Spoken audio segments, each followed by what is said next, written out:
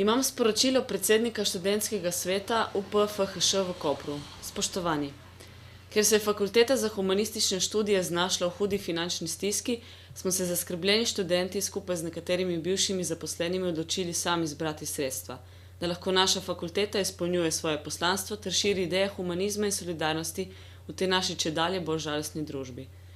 Ker samo večletno prostovoljno organizacijsko ter učiteljsko delo tega žal ni omogočilo, zdaj zbiramo donatorska sredstva, da lahko fakulteta ponovno zaposli tiste, ki jih je vodstvo poleti na hitro odpustilo zaradi pomanjkanja denarja.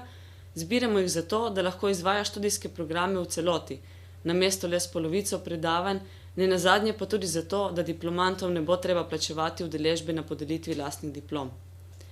Predvsem pa bi radi fakulteti financirali hiter tečaj upravnega postopka za dekanjo.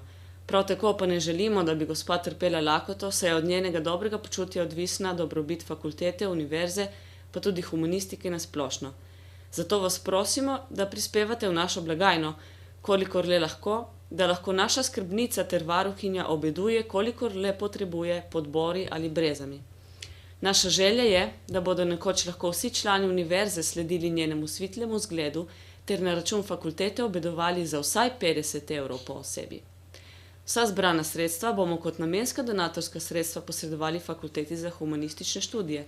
Vkolikor pa vodstvo te skromne pomoči ne bi želelo sprejeti, se skupaj z ministrstvom dela na reševanju situacije dan in noč. Že naslednji dan morda donacija sploh ne bo potrebna, pa bomo sredstva hvaležno izročili Obalnemu društvu proti mučenju živali.